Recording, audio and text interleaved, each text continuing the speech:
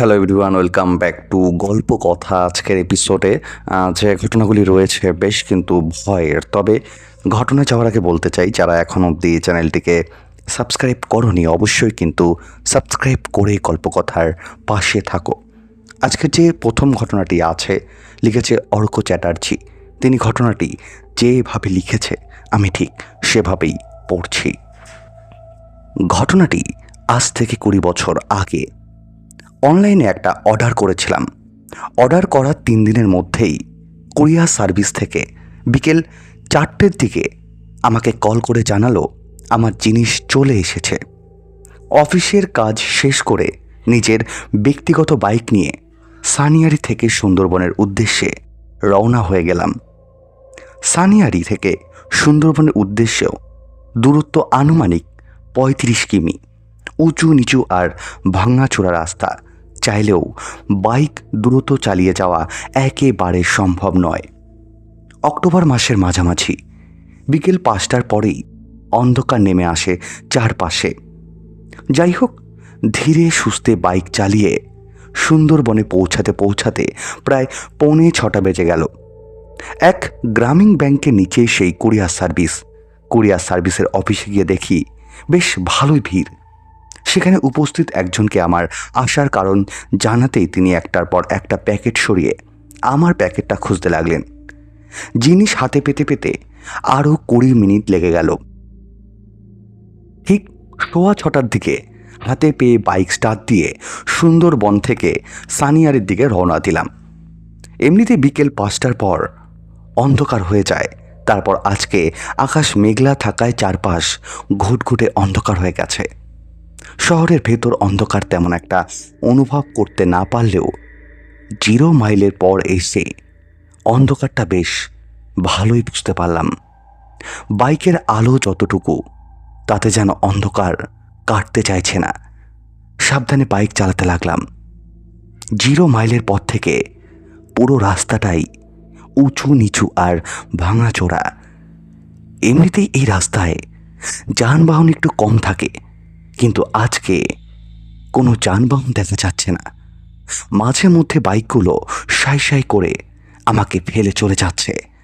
ওরা এই রাস্তায় বাইক চালিয়ে অভ্যস্ত, সেজন্য আমার থেকে দ্রুত চলে যাচ্ছে।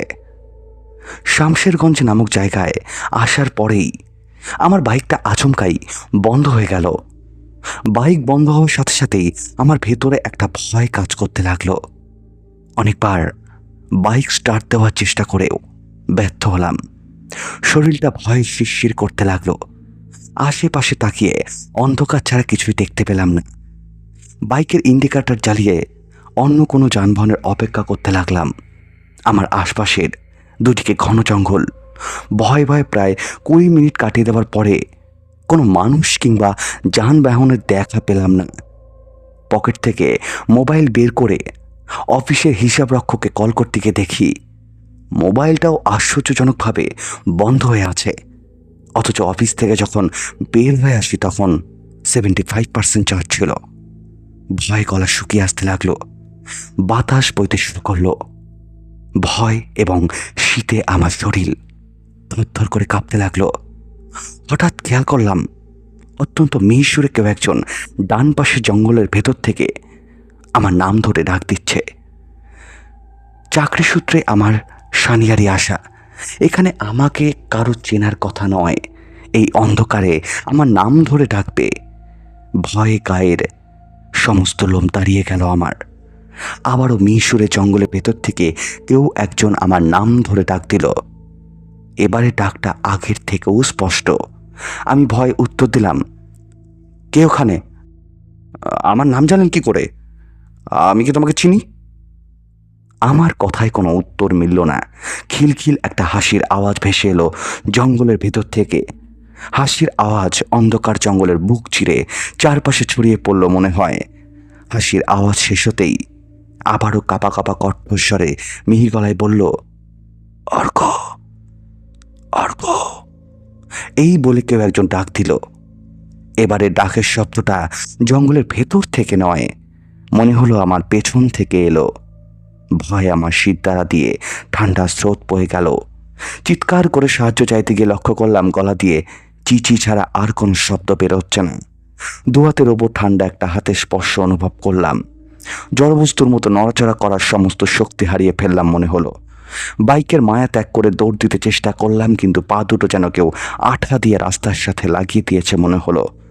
ঠান্ডা দুহাতে স্পর্শ কাঁধ পেরিয়ে এবার গলায় অনুভব করলাম। হাত দুটো আমার গলার সর্বশক্তি দিয়ে চেপে ধরলাম। সেখান থেকে কোনো রকম বাইক নিয়ে আমি সঙ্গে সঙ্গে সেখান থেকে বেরিয়ে পড়লাম। কিছুটা যাওয়ার পরে আমি বাইক থেকে পড়ে গিয়ে সেন্সলেস হারিয়ে পড়ি। ঘটনাটা যদি এখানে শেষ হয়ে যেত তাহলে হয়তো তেমনটা কিছুই হতো না। যখন আমার জ্ঞান ফেরে তখন দেখি আমার আশপাশে কিছু লোক দাঁড়িয়ে আছে। আমি তাদেরকে সমস্ত ঘটনা বলি। তারা আমার চোখ মুখে জল দেয় এবং খাওয়ার জন্য জল দেয়। আমি জল খেয়ে বাড়ির দিকে রওনা দিই। বাড়ি পৌঁছাতে পৌঁছাতে রাত্রি প্রায় 1:30 বেজে যায়। বাড়িতে গিয়ে বাড়ির লোককে কিছু না বলেই শুধু বলি যে কুরিয়ার সার্ভিস থেকে আসতে লেট হয়ে যায়, ওখানে বৃষ্টি হচ্ছিল তাই আসতে পারিনি। এরপর শুয়ে পড়ি। হঠাৎই মাঝরাতে আমার জানালার পাশ থেকে আবার সেই ডাক শুনতে পেলাম, অর্ক। এবার আমি প্রচণ্ড ভয় পেয়ে গেলাম। আমি কি করব আমি বুঝতে পারলাম না। একবার মনে হলো ঘর থেকে বেরিয়ে গিয়ে দেখি যে বাইরে কে আছে। পরক্ষণে মনে হলো যে যদি কেউ না থাকে তখন কি হবে। আমি অনেকক্ষণ এইভাবে ভাবতে থাকি কি করব। তারপরে হঠাৎ আমার মনে হয় যে আমার ঘরে কেউ হাঁটাচলা করছে এবং তার অনুভূতি আমি অনুভব করছি। এরপর আমি আবারও সেন্সলেস হয়ে যাই। কেন হয়ে যাই, কী কারণে হয়ে যায় আমি কিছুই বুঝতে পারি না। পরের দিন যখন জ্ঞান ফেরে আমার ফ্যামিলির লোক আমার সামনে দাঁড়িয়েছিল। এবার আমি তাদেরকে সমস্ত সত্যি ঘটনা খুলে বলি। তারা আমাকে এক কবিরাজের কাছে নিয়ে যায় এবং সে কবিরাজ বলে যে আমি যখন কোরিয়ার সার্ভিস থেকে আসছিলাম তখনই আমার সাথে এরকম ঘটনা ঘটে। সেই কবিরাজি আমাকে সব বলে দেয়। তখন আমি তাকে জিজ্ঞাসা করি যে আমার সাথে কি এমন হয়েছে। তখন বলে যে আমি মেছো ভূতের পাল্লায় পড়েছিলাম। আমি যে পথ দিয়ে আসছিলাম সে সেই পথেই ছিল এবং আমি বাইক দাঁড় করিয়ে এক জায়গায় বাথরুম করেছিলাম, সেখানে নাকি সে বসেছিল। তারপর থেকে নাকি সে আমার সাথে আমার বাড়িতে চলে এসেছিল। এরপর তিনি আমাকে একটা মাদুলি দেয়। সেই মাদুলিটা আমাকে পরে থাকতে বলে এবং আমি লক্ষ্য করে দেখেছি সেই মাদুলিটা পরার পর থেকে আমার সাথে এমন কিছু হয় না। কিন্তু যখনই আমি মনে মনে ভাবি যে মাদুলিটা এবার খুলে ফেলবো তখনই আমার মনের মধ্যে সেই ভয়টা কাজ করে, তাই আর খোলা হয়নি। তো এটাই ছিল ঘটনা। যদি ভালো লেগে থাকে অবশ্যই পড়ে শুনিও। বেশ কিন্তু অদ্ভুত ছিল আজকের প্রথম ঘটনাটি। তোমাদের কেমন লাগলো অবশ্যই কিন্তু কমেন্ট করে জানিয়ে দাও। এবং যারা আজকে ফার্স্ট টাইম গল্পকথার ঘটনা শুনছো তাদেরকে বলবো, তোমরা যদি গল্পকথায় ঘটনাটি পাঠাতে চাও তোমাদের কি করতে হবে, ডিসক্রিপশন বক্সে একটি ইমেল আইডি দেওয়া আছে, তোমরা সেখানে আমাকে ঘটনা লিখে পাঠিয়ে দিতে পারো। অথবা তোমরা যদি মনে করো আমাকে জিমেলের মাধ্যমে ঘটনা পাঠাতে পারো, আমি জিমেল আইডি ডিসক্রিপশন বক্সে দিয়ে রেখেছি। তোমরা বিভিন্ন জিনিসের মাধ্যমে আমাকে ঘটনা পাঠাতে পারো, সেটা নিয়ে কোনো অসুবিধা নেই। তবে একটাই রিকোয়েস্ট করব, ঘটনা যদি ভালো লাগে প্লিজ লাইক করতে ভুলো না এবং যাদের কাছে নোটিফিকেশান পৌঁছাচ্ছে না তারা একবার ওই যে বেল আইকনটি আছে সেই নোটিফিকেশানটা আরেকবার ক্লিক করে তারপরে আবার ক্লিক করে দাও যাতে সকলের কাছে ঘটনা পৌঁছায়। এবং কমেন্ট করে জানাও তোমাদের ঘটনা কেমন লাগছে। চলে যাচ্ছি আজকের যে দ্বিতীয় ঘটনাটি আছে, লিখেছে সুবর্ণা ব্যানার্জি এবং তিনি ঘটনাটি যেভাবে উল্লেখ করেছে আমি ঠিক সেভাবেই ঘটনাটি পড়ছি। কদিন ধরেই আমার বন্ধু বরুণ লক্ষ্য করছে ওদের পাশের ফ্ল্যাটে একজন নতুন ভাড়াটে এসেছে। ওই ফ্ল্যাটের মালিক চাকরি সূত্রে সর্বদাই বাইরে থাকেন। কোনোদিনও ওই ফ্ল্যাটে তাকে কেউ বা পা রাখতে দেখেননি, তাই ওই ফ্ল্যাটটা সর্বদা ভাড়াতেই দেওয়া থাকে। কিন্তু আগের ভাড়াটে শিশিরবাবু কিছুদিন আগে হঠাৎই তল্পা গুটিয়ে কাউকে কিছু না বলেই ফ্ল্যাট থেকে বিদায় নিয়েছিলেন। বরুণ অফিস বেরোনোর সময় ওনাকে চলে যেতে দেখে একবার প্রশ্ন করেছিলেন যে অকস্মাৎ কী কারণে উনি এই ফ্ল্যাট ছেড়ে চলে যাচ্ছেন। তখন শিশিরবাবু বলেছিলেন যে ওনার সময় শেষ হয়ে এসেছে, তাই ফ্ল্যাট ছেড়ে চলে যেতে ইচ্ছে। কথাটা শুনে বরুণের ঠিক ভালো লাগেনি, কিন্তু দ্বিতীয় প্রশ্ন করার আগেই শিশিরবাবু ব্যাগপত্র নিয়ে তল্পা গুটিয়ে দ্রুত বেরিয়ে গেছিলেন বিল্ডিং থেকে। তারপরের দিনই রাত 12টার সময় খুটখাট আওয়াজ শুনে বরুণ দরজায় ছিদ্র দিয়ে উঁকি মেরে দেখেছিলেন একজন নতুন ভদ্রলোক তালা খুলে ফ্ল্যাটের মধ্যে প্রবেশ করছেন। যে ভদ্রলোককে দেখে মনে হচ্ছিল একজন খুব বয়স্ক মানুষ, দাড়ি লম্বা হয়ে মাটি পর্যন্ত ঝুলে পড়েছে, হাতে একটা শুধু বড় সুটকেস ছাড়া আর কিচ্ছু নেই। কিছুটা অবাক হয়েছিল বরুণ। এটা তো হোটেল নয় যে শুধু একটা সুটকেস নিয়ে চলে আসা যায়। যতদূর ও জানে ফ্ল্যাটের মধ্যে কোনো বিছানা বা আসবাবপত্র নেই। তাহলে এই ভদ্রলোক কিভাবে এখানে থাকবেন? পরে নিচের সিকিউরিটি গার্ডকে প্রশ্ন করায় সেও বলেছিলেন ওই ভদ্রলোকের কোনো মালপত্র আসেনি, শুধু একটা সুটকেস নিয়েই সিট করেছিলেন ওই ফ্ল্যাটে। কোনো মালিকপত্র এলে এর চারোর চোখে পড়ুক বা না পড়ুক, সিকিউরিটির চোখে তো পড়তই। সেদিন থেকেই বরুণ কিছুটা কৌতূহল পড়েছিল ওই বয়স্ক মানুষের প্রতি। দিনে রাতে ওনাকে খুব একটা ফ্ল্যাট থেকে বের হতে দেখা যায় না। প্রতিদিন অফিস থেকে ফেরার পর বরুণ ঘরে ঢোকার সময় দেখতে পায় ঘরের বাইরে থেকে তালা ঝুলছে, অথচ ঘরে কিছু আলো চলছে। অর্থাৎ ভদ্রলোক ভেতরেই আছে। বাইরে থেকে তালা দেওয়ার অর্থ কি যাতে সবাই ফ্ল্যাট বন্ধ ভাবে। কিন্তু তাহলে আলো চালিয়ে রাখার কারণ? বরুণ আশপাশের প্রতিবেশীদেরও প্রশ্ন করেছিল, কিন্তু কেউ কোনো সদুত্তর দিতে পারেনি। বরুণ ওই ফ্ল্যাটে আছে বেশ অনেকদিন ধরে। ওর বাবা মা মারা যাওয়ার পর ওর পুরনো বাড়ি বিক্রি করে ওই নতুন ফ্ল্যাটে শিফট করেছিল। এখানে আসার পর থেকেই একটি অল্পবয়সী ছেলে মোহন ওর সমস্ত কিছু দেখাশোনা করে। বরুণ অফিসে বেরিয়ে যাওয়ার পর থেকেই রাত্রি অবধি থাকা, বরুণের 5 মাস খাটা, ফ্ল্যাট পরিষ্কার রাখা, সব কিছুই ওই করে। ও খুব ভালো রান্নাও করতে পারে, সেই কারণে খাওয়া নিয়েও বরুণের কোনো চিন্তা নেই। মোহনের পড়াশোনায় খুব উৎসাহী বলে বাড়ি ফিরে এসে প্রতিদিন বরুণ মোহনকে পড়ায়। আজ অবধি মোহন কোনোদিন ছুটি নেয়নি। সকালে বরুণের ফ্ল্যাটে চলে আসে, রাত্রি পর্যন্ত থাকে। ওর সাথে কথা বলে বরুণ জানতে পেরেছে বরুণের মতো মোহনেরও বাবা মা কেউ নেই। অনাথ ছেলেটি বরুণের ভালোবাসাতেই আশ্রয় করে বেঁচে আছে। এভাবে কিছুদিন কাটার পর একদিন সকালে, সেদিন বরুণ অফিস ছুটি ছিল, ওর একবার আচমকা মনে হলো ওই নতুন ভদ্রলোকের সাথে আলাপটা সেরে আসা যাক। বহু বছর বাদে এই প্রথম ওই দিনই মোহন সকালে আসেনি। বরুণ অবাক হয়েছিল, কিন্তু পরক্ষণে ভেবেছিল শরীর টরীর খারাপ হয়েছে হয়তো। সেই ভেবেই মোহনের পেছনে মাথা না ঘামিয়ে ও জামাটা বদলে উল্টো দিকে ফ্ল্যাটে গিয়ে কলিং বেল বাজালো। বেশ কিছুক্ষণ অপেক্ষা করার পরও যখন কেউ দরজা খুলল না, তখন ওর আরও দু একবার কলিং বেল টিপতেই সাথে সাথে হঠাৎ বরুণ নিজের মোবাইল ফোনটা বেজে উঠল। সেটা বের করে বরুণ দেখল একটা অচেনা নাম্বার থেকে ফোন করেছে। কিছু না ভেবে ফোনটা ধরতেই ওপাশ থেকে বরুণ শুনতে পেল একটা গম্ভীর কণ্ঠস্বর। বারবার বেল বাজাচ্ছ কেন? আমার বিশ্রামের ব্যাঘাত ঘটছে তো। বরুণ চমকে উঠল। এর অর্থ যে ভদ্রলোক ফ্ল্যাটের ভেতরে আছেন, উনি ফোন করেছে বরুণকে। কিন্তু ওর নাম্বার লোকটা পেল কোথা থেকে? অবশ্য বাড়ির মালিকের থেকেই পেতে পারে। তাই কিছুটা অপ্রস্তুত হয়ে উত্তর দিল বরুণ, মানে আপনার সাথে আসলে আলাপ করতে এসেছিলাম।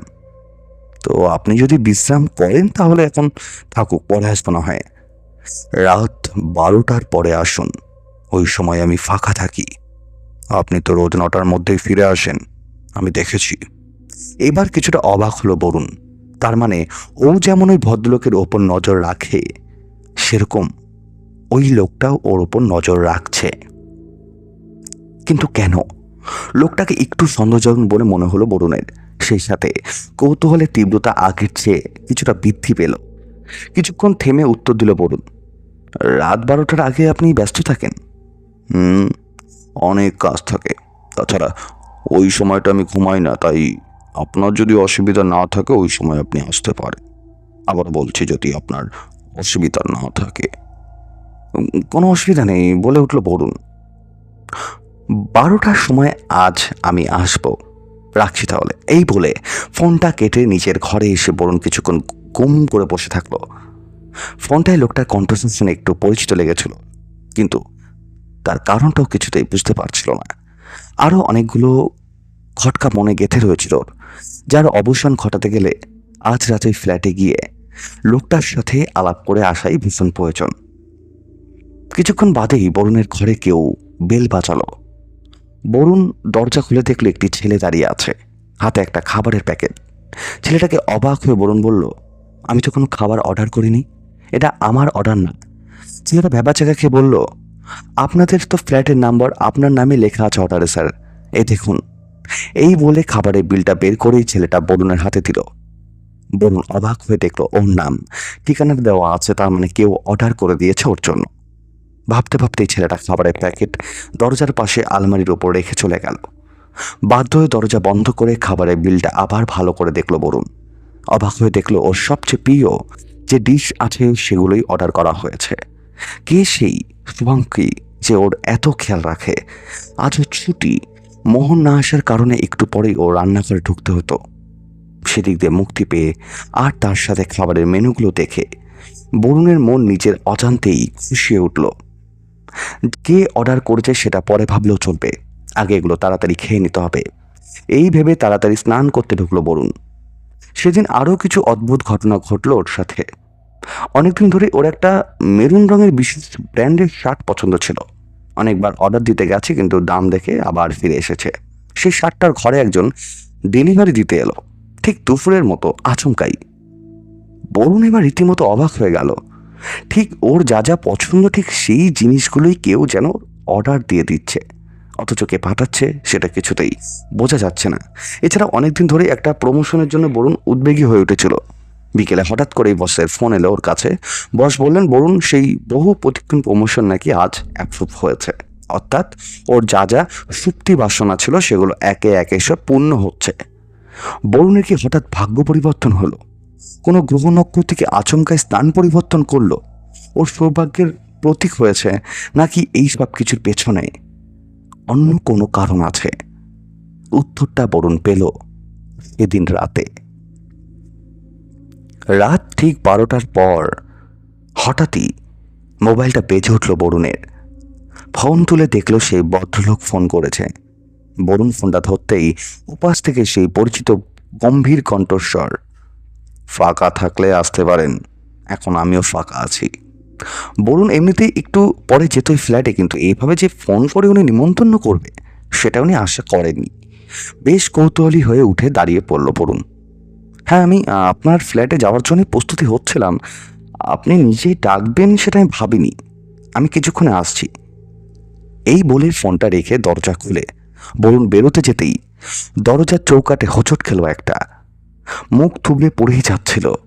কোনো রকমে নিজেকে সামলে উঠতেই হঠাৎ মনে পড়ল অনেকের মুখে ছোটবেলায় শোনা এক সাবধান বাণী, বেরোনোর সময় হোঁচট খেলে দাঁড়িয়ে যাওয়া উচিত।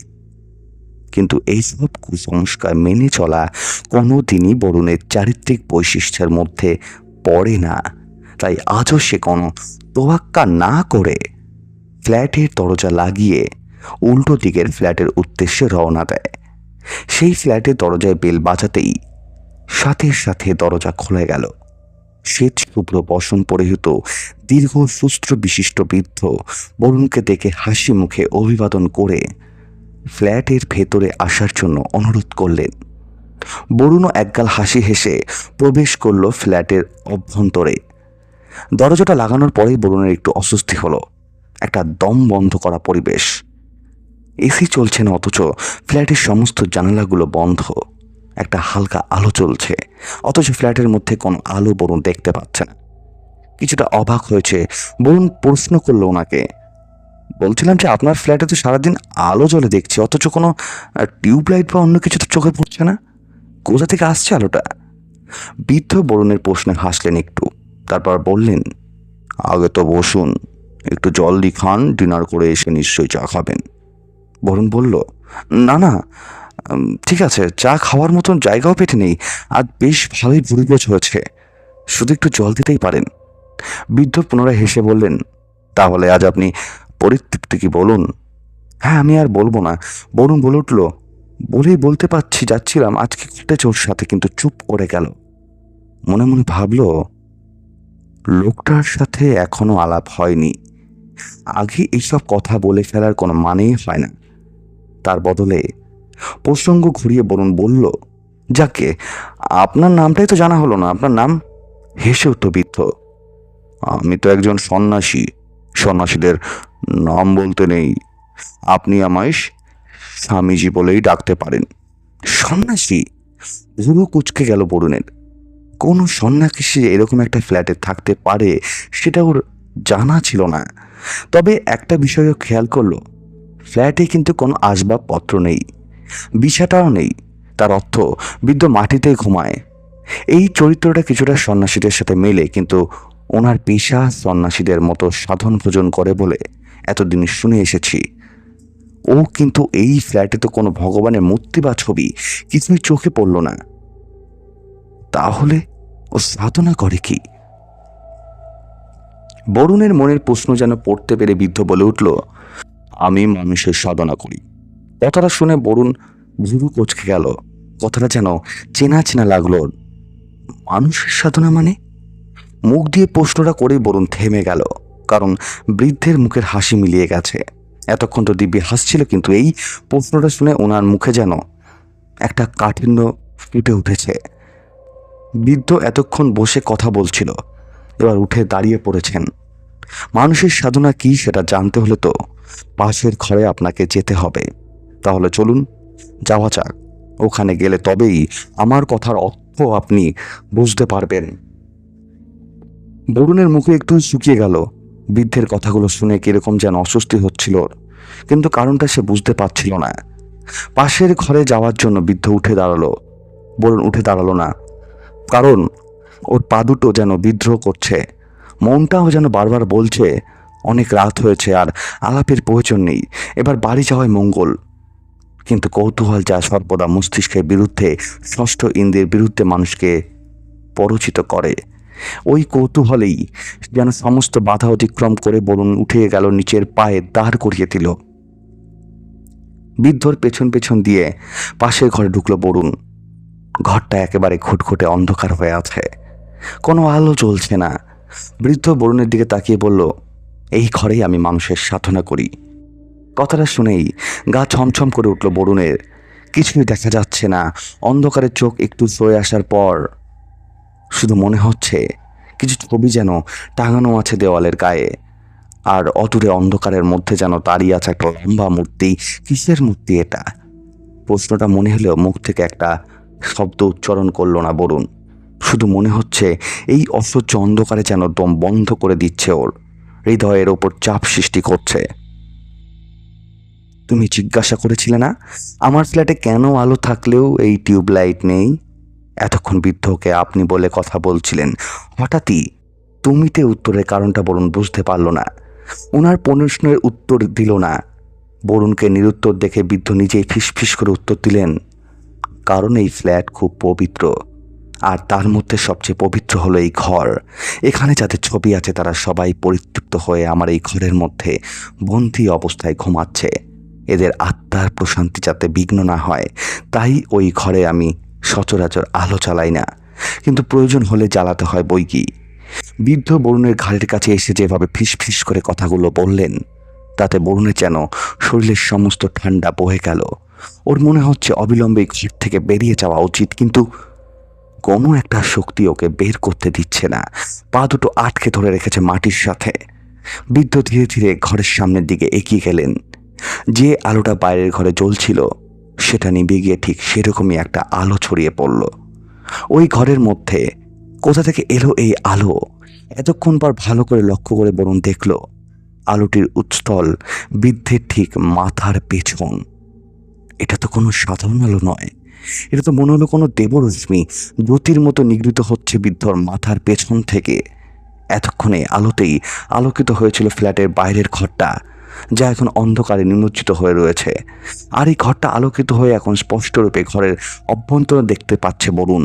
দেখতে পাচ্ছে ঘরের শেষ প্রান্তে দাঁড়িয়ে থাকা এক সুবিশাল মূর্তি, যার মুখ লুকানো আছে চাদরের আড়ালে। এইবার বরুণ প্রচণ্ড ভয় পেয়ে যায়। বরুণ কি করবে সে বুঝতে পারে না। হঠাৎ বরুণ লক্ষ্য করে সেই বৃদ্ধ এক মৃত ব্যক্তির শরীরের ওপর বসে আছে। প্রচণ্ড সে ভয় পেয়ে যায়। কোনো রকমভাবে বরুণ সেই ফ্ল্যাট থেকে বেরিয়ে আসার চেষ্টা করে। হঠাৎই ঘরের সমস্ত লাইট জ্বলতে নিভতে থাকে এবং ঘরের ভেতরের পরিবেশ ঠান্ডা হয়ে যায়। বরুণ লক্ষ্য করে কোথায় সেই বৃদ্ধ? সেই বৃদ্ধ তো ঘরে নেই। তখন তার মনে পড়ে আগের যে বৃদ্ধ লোক এই ফ্ল্যাটে ছিল, এটা তো তিনি যাওয়ার সময় বলে গিয়েছিল তার শেষ দিন চলে এসেছে। আমি তার মুখ এতক্ষণ লক্ষ্য করিনি। শিশির বাবুকে দেখে আমি চিনতে পারিনি। আমি সঙ্গে সঙ্গে ফ্ল্যাটের বাইরে চলে আসি এবং এসেই শিশির বাবুর বাড়ির লোককে ফোন করি এবং বলে যে যেদিন উনি ফ্ল্যাটের থেকে বেরিয়ে আসে ওনার মাথায় প্রবলেম ছিল, হঠাৎই রাস্তায় ট্রাকের ধাক্কায় মারা যায়। আমি কথাটা শুনে স্তব্ধ হয়ে যাই। শিশিরবাবুকে আমি দেখে চিনতে পারিনি, তার গাল ভর্তি দাড়ি, এক রাতের মধ্যে কি করে সম্ভব? এবার বুঝলাম আমার ফোন নাম্বার কি করে তার কাছে ছিল। এরপরে আমার প্রায় 1 মাস লেগেছিল সুস্থ হতে। এটাই ছিল ঘটনা। আজকের দুটি ঘটনায় বেশ অদ্ভুত ছিল। তোমাদের কেমন লাগলো অবশ্যই কমেন্ট করে দাও এবং লাইক করে জানিয়ে দাও। এবং যারা আজকে ফার্স্ট টাইম গল্পকথার ঘটনা শুনছো তাদেরকে বলবো চ্যানেলটি সাবস্ক্রাইব করে গল্পকথার পাশে থাকো। অনেক ধন্যবাদ আজকের ঘটনাগুলি শোনার জন্য। এবং বলে রাখি, গল্পকথা কিন্তু কোনো রকম কুসংস্কারকে প্রমোট করে না। আমরা ঘটনাগুলি শুধুমাত্র এন্টারটেনমেন্ট হিসেবে নিই। আশা করবো গল্পকথা পরিবারের যত সদস্যরা আছো তারাও কিন্তু ঘটনাগুলিকে শুধুমাত্র এন্টারটেনমেন্ট হিসেবে নেবে। অনেক ধন্যবাদ আজকে ঘটনাগুলি শোনার জন্য। দেখা হচ্ছে সামনের দিন।